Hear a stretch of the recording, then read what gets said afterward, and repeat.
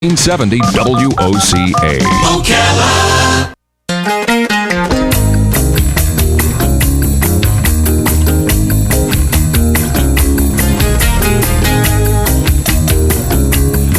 All right, 25 minutes before 10 o'clock. It is Labor Day morning. The sun is shining nice. It looks like a beautiful day. The weather report looks like it's going to cooperate if you've got something planned for today. Lots of things happening here at the Paddock Mall. I'm sure this place will be busier than it has been since school opened up because today's school is closed, but we are working, and so is Rabbi Yossi Hecht, at least as far as this goes. He's here to teach us a little bit, which is what a rabbi does, right? Rabbi is a teacher, and he's got his own personalized yarmulke on today. Have I just never noticed that before? No, this is just my third one. Oh, only your third one. So who personalizes your yarmulkes for you? Oh, you get it done wherever. They have a place in the mall that can do it here. Yarmulkes are us? there was a hat store, like just 2 stores down from us, right? That does. Mm-hmm. Yeah, they do embroidering, so if you ever want, you could do it here. Yeah. Well, how you doing? Good to see you again. I'm doing good, thank God. It's good to see you. Last time we saw you was by my son's hair cutting. Yeah, Mendy. And you made a beautiful video for us. Oh, thanks. Yeah, and the mayor was there? That's right. And you had some really, like the big rabbi of Florida was there, right? I didn't get to meet him, but he was coming in as we were leaving, I think. That's right. He was the son of the head rabbi of Florida. Oh, yeah. Really? So you're here to teach us a little bit about Rosh Hashanah, but can we just take a little aside and ask you about your first job? We were talking about first jobs. What was your first job? Well, I'll tell you about my Labor Day, because I grew up in Crown Heights, which has one of the biggest Labor Day parades in the world. Okay. And every year we knew that if you want to get out of the city, don't expect to do it on Labor Day, because they close out the entire neighborhood. Oh, no. This was in Crown Heights in Brooklyn, and every year Labor Day, they would close off all the streets, and they have a huge Labor Day parade. Really? Wow. Really? Did you ever participate? I was never part of that, but it was people from mostly the Caribbean and African countries. Oh, really? A lot of drums. A lot of drums. Right? Yep. A lot of drums in the drums, parade. a lot of costumes. It was some parade to watch. Really? And what's the neighborhood called again? Crown Heights, Brooklyn. Crown Heights. Okay. So was Rabbi your first job? Is this your first job? It is. This is my first place that I'm living outside of New York. So you didn't work up in New York? Well, I worked a little bit around. I've been to other communities that I've served on short-term basis. Okay. I've been throughout the world. I've been to Russia, Romania, Germany. We had all different types of missions that we would do to reach out to the Jewish communities in these foreign places. Really? And I would go do this every year, especially during Passover time. I would go with a group of guys, and we would bring the matzah and the wine and everything. And many times it was just a small community somewhere out in the middle of nowhere. And like Ocala? Well, I guess that's how I got the feeling. Yeah, right. Sure. Yeah. So this being a rabbi is your first job. Did you like when you were little, like 5 years old, 6 years old? Somebody says, "Hey, what do you want to be when you grow up?" Did you say you want to be a rabbi, or was it kind of? I mean, were you kind of? Was it destined for you? I don't know. So I'm trying to. I feel like I want to get somewhere with you, and you're not taking me there. Well, it was something that was part of our community that we always felt the importance of reaching out to other communities in the world. And it was something that we always grew up with, that you cannot live just by doing your own thing, but you always have to reach out to others and always help others. And that was how I grew up, and my family have all done this. My sisters live in different communities in the world, and my brothers. And so, yeah, we kind of knew that this is what we're going to be doing, although my father's a doctor. Oh, really? Do you know, when we went to Mendy's, is it Upshurnish or Upshurn? I couldn't figure out how to pronounce it. Either one is good. Upshurnish? Upshurnish is what it looks like, how it's spelled. So the hair cutting for the 3-year-old boy, your 3-year-old son, it was our first time doing this. Now, when we made the video, Robin and I discussed this. We should we make it as if it's kind of from the family, or should we be just ourselves and say this was our first time, and of course our natural way, and always what we kind of instinctively feel is the best way is just to be ourselves. So I hopefully it was okay to come across as newbies, so to speak, to an Upshurnish. We had never gone to one. You guys did a great job with the video, seriously. and it must have like 1 million hits by now. I don't know how many hits it has, but you explained what an upshunish was on the video, so it took the pressure off of us from getting it wrong. Oh, you also explained it very nice as well. But you know what I learned also when I was there, and I guess I never knew this before, that I can't shake ladies' hands in is it all Jewish? Is that Jewish tradition for everybody, or? Well, it's not that. It's just. Or is it just me? No, it's just a sense of. Be careful of the big guy. You don't know what he touches. No, there are many who do, but it's just a sense of extra modesty and being careful, especially in a world where there's so much openness and nobody today is careful in any way anymore, and people are getting into trouble all the time, and so sometimes you just want to be extra safe and not even put yourself in a situation that can be, that can lead to another step. But a man can shake another man's hand, right? I can't. It was women that it was forbidden from, right? Yeah. Well, like I said, again, there are many who do, but a lot of people are careful about it. Is today an easy day for you? Is Labor Day a day off for you, or? No, we don't have a day off today, especially that it's 2 days before Rosh Hashanah. We don't get no time off today. That was a great lead-in. So you are here to teach us about the Jewish holiday of Rosh Hashanah. Begins at sundown, right, on Wednesday? Yep. Today is Monday, so it will be Wednesday night at sundown. Okay, so tell us about it. What does the word, first of all, or the two words, Rosh Hashanah, what do they mean? Rosh Hashanah literally means the head of the year. It is the Jewish New Year, but when we talk about the New Year, we don't just look at it as a party to celebrate that another year has passed, the way some do, that, we finally finished another year, let's pull out a bottle of beer and start celebrating. But on the contrary... No Old Lang Syne? Well, you could have a little drink too. I'm not saying that you can't. Okay. But on the contrary, we look at the year. We look at Rosh Hashanah as being the head of the year, as the literal translation, which means that is where everything from the year will come from. And just as the head is the one that controls the body and the one that is in charge of everything that happens in the body, so the same thing, the Rosh Hashanah is also everything that happens throughout the year will happen on this day. And therefore, we always want to make sure to be very careful that everything that takes place on Rosh Hashanah should be most important. And therefore, we spend time praying. It's also a day that we call the Day of Judgment, when God judges the people to see that it will be a good year or not. And therefore, it's actually a more serious time than a time which is just celebration. So we call it a celebration, right? It is a celebration. It's still a holiday, but we still have a very serious element to it, which is why we pray more during this time, and we have other things that we do to try and keep that going. And that's where the custom comes to dip apple and honey, which many know as the day of Rosh Hashanah, because we try that everything should be sweet during this time. Because if we have a sweet Rosh Hashanah, then we'll have a sweet year as well. I love the way food is involved with everything. Everything is food. So how long does the celebration itself last? It's 2 days. 2 days. So from Wednesday night to, what would that be, Friday night? Well, Wednesday night till Friday night. But the truth is that it really goes for the entire week, all the way until the following Saturday, which is Yom Kippur, the Day of Atonement. Ah, okay. Which is the culmination of the high holiday season. So do you, and do the people of Jewish faith put together kind of a plan for your year?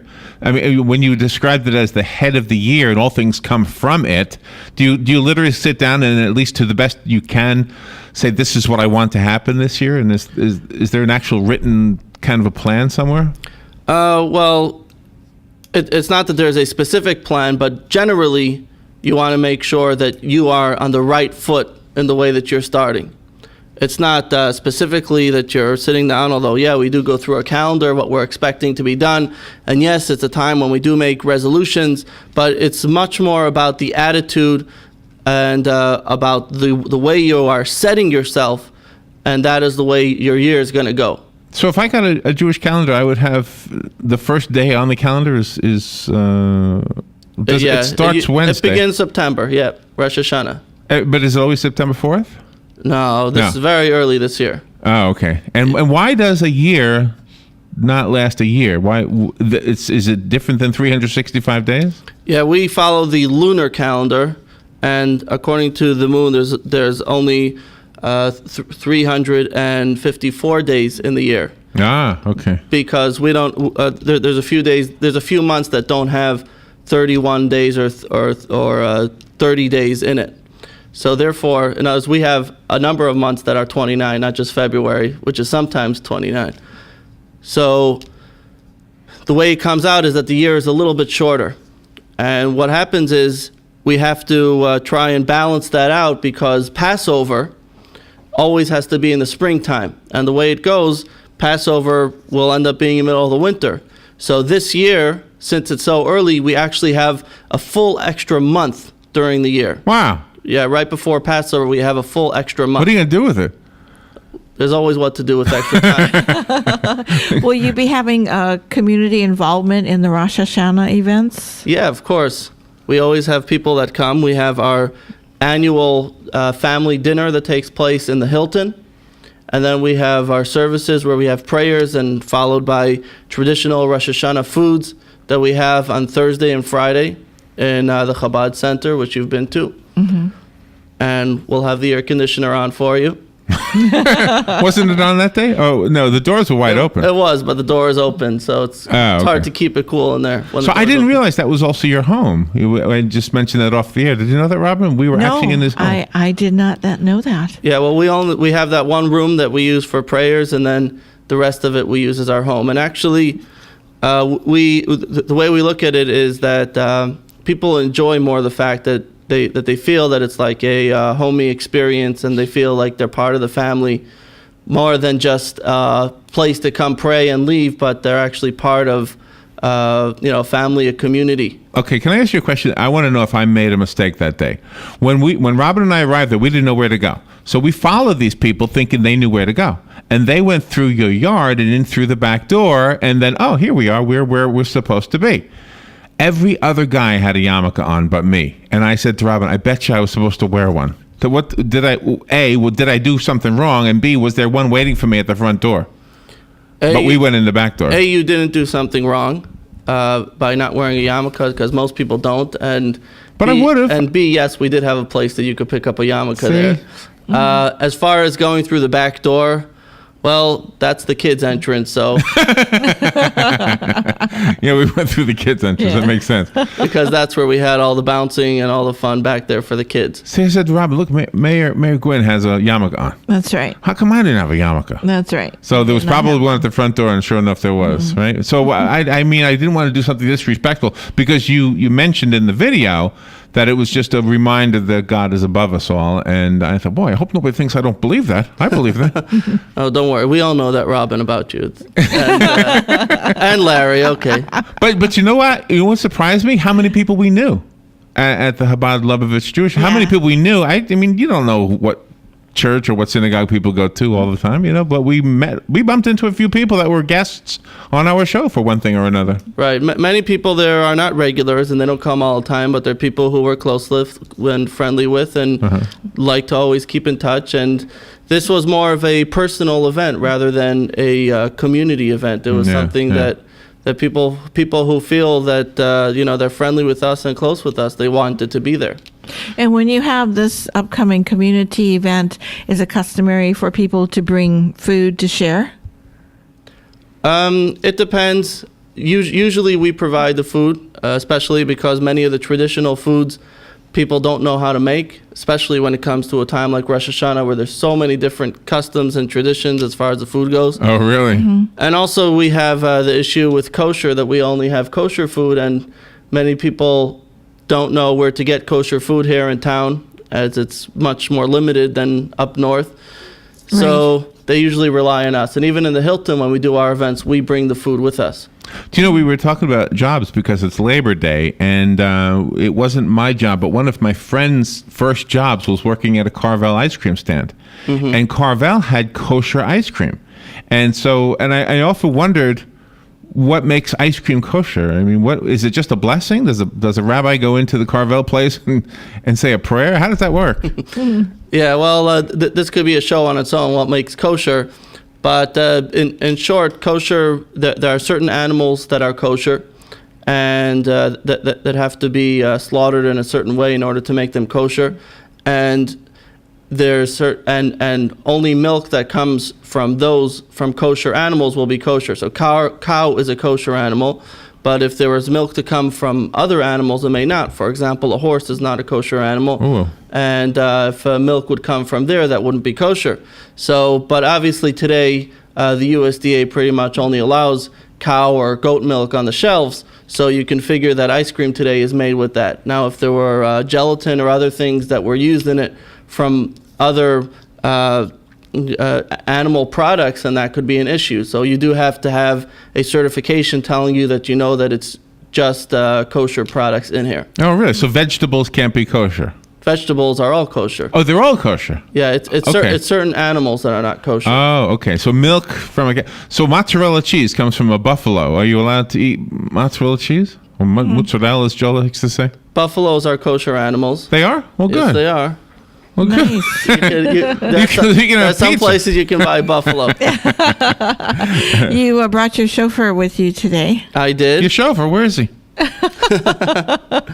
Oh, your horn chauffeur. The horn. All right, let me hear it. That's always Is that part of the Rosh Hashanah? We blow this on Rosh Hashanah. And this comes from a ram, which is also a kosher animal. And this one is obviously cut down. Sometimes they could be very long. And we blow it, and this is to remind us that it's a time to wake up and to come back to yourself and to reawaken during this time. And the shofar gives a sound of crying, which tells us that in the past we have to leave go of some of what we've done, and we have to look at a brighter future and on this new year. I love that. Is there a mouthpiece on it, or you just blow into the... This is a little piece. That's what we do. Was that made for that? This is all natural. Oh, that's natural. We go green on Rosh Hashanah. So somebody actually polished it and carved it out so that...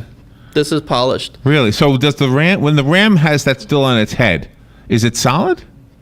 It doesn't look like this. First of all, you have to take out all the marrow that's in here. Okay. And also, this is sanded down. Okay. It's much rougher. Right. And it's polished. So do you have to be a rabbi to blow the shofar? If you're able to, you can try. Anyone can. No, I don't want to try. Do you want to do it? You want to play? Show us a tune or something? All right. You ready? Yeah, I'm ready. Here we go.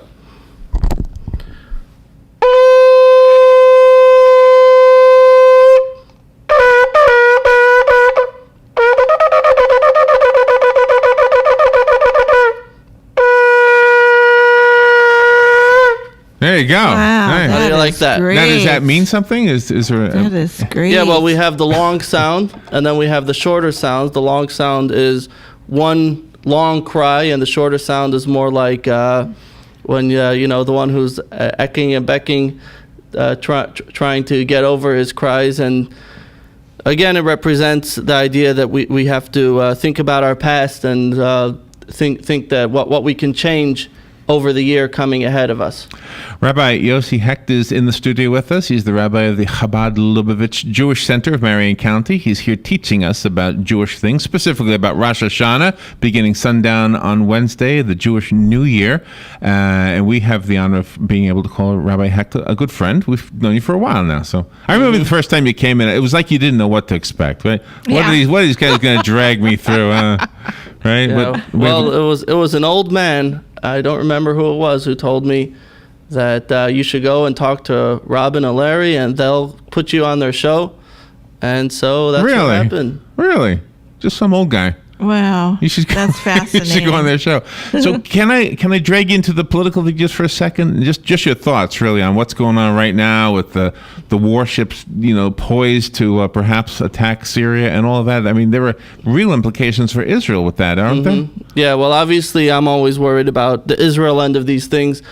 And it is pretty scary when you see that there's such upheaval and unrest that goes on in the Middle East. And we saw already what happened in Egypt when when Egypt was quiet for almost 30 years, and now suddenly Egypt has been giving nonstop trouble to Israel, and this type of it's unrest is always not good for Israel. Yeah, and the threats are that if the story is that Syria poisoned between 300 and 1,500 people. The numbers are unbelievably vague. And then our position was to attack them if they did that, and apparently they did that. And of course, now the president says he's going to wait for Congress to say yes or no. But Syria says if they take us, we're going to attack Israel. The problem is that both sides are not good when it comes to Syria. No matter who wins this fight, either way is not good. And Syria is literally right next door. It's bordering Israel. And a lot of the northeast, or should it be the northwest of Israel, is bordered by Syria. And unlike Iran, which is a full country away, but Syria is right there, and it's scary. I've been to the Syrian border. Yeah. Mm-hmm. And I didn't mean to drag into something so controversial as that, but it is something we all need to be worried. Hey, that whole poison gas story is a very frightening story. If it's true, I mean, I think it's true. It sounds like it's true. Yeah. Well, anything that's taking place, I don't think that it begins and ends there. I think that anything that's taking place there is not good. So as we bring the conversation back to Rosh Hashanah, is that part of the prayers that you will be saying during Rosh Hashanah is for world peace and for some kind of resolution in that situation? Of course, that's a lot of what we pray about, is that there should be peace, and when you have peace, that's everything goes well. There's a famous prayer that everyone knows, Osa Shalom Bimromav, that God should make peace for everyone, and that we say not only on Rosh Hashanah, we say that every day we pray for this peace. And when you have your festivities for this holiday, for this celebration, will it be here at the Hilton and down in the villages as well? We have also in the villages, being that it's 2 days only, it's hard to get down to both.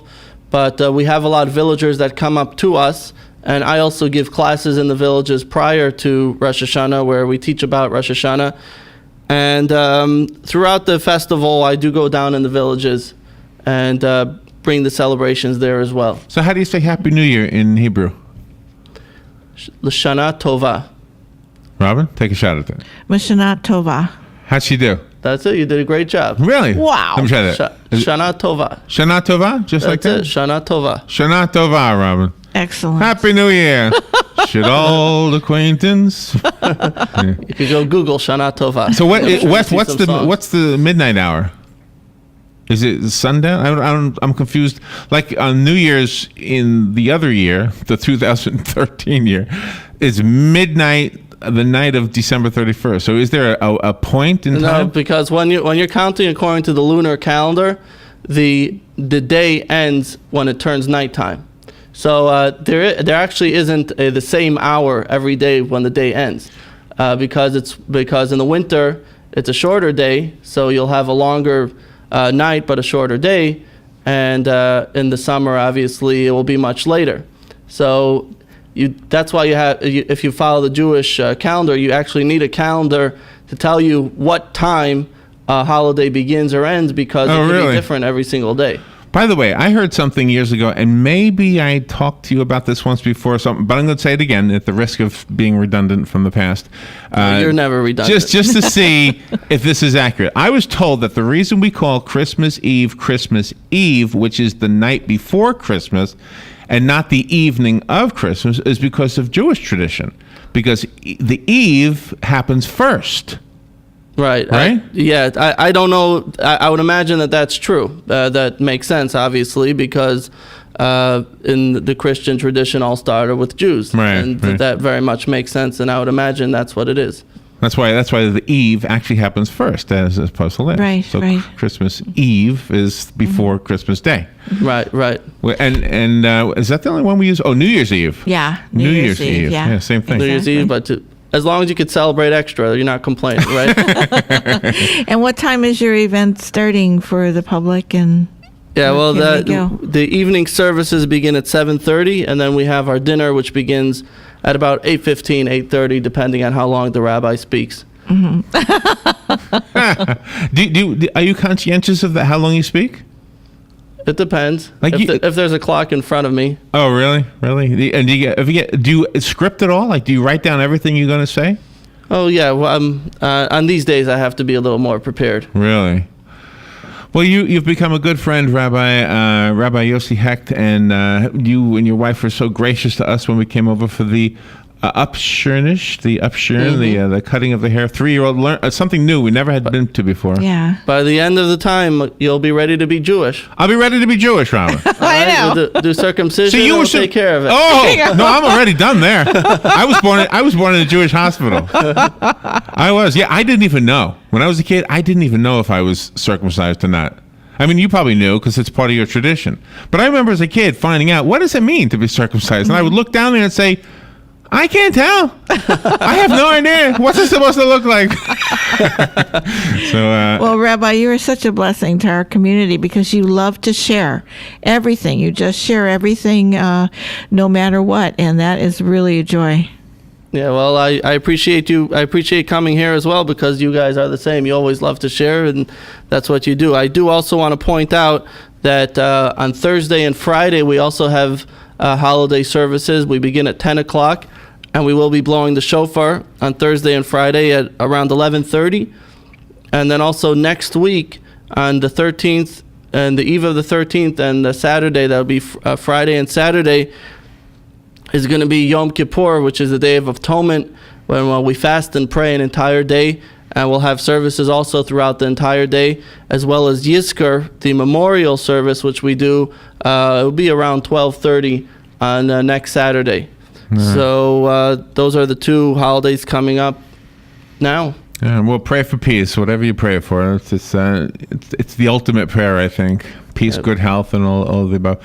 Rabbi, thank you for coming in and sharing your knowledge with us and your friendship with us. And say hello to everybody at Chabad Lubavitch Jewish Center for us. And thank you for having me, as always. You guys have a website before we say goodbye, right? Is it JewishMarion.org, as in Marion County. JewishMarion.org. And our phone number is 291-2218. There you go. Say it again. Let me write it down. 291-2218, ending in 18, which is the number Chai 18, which means life in Hebrew. Was that intentional? It was intentionally unintentional. The phone company didn't know what they were doing. Thank you, Rabbi. We'll take a little break. We'll be right back. Hi, this is Brad. I want to take a moment to talk about a serious issue. In the next 5 years, the aviation industry is projected to have a shortage of commercial pilots. Now is the time to start training. Ocala Flying Club has started a scholarship for the youth of Marion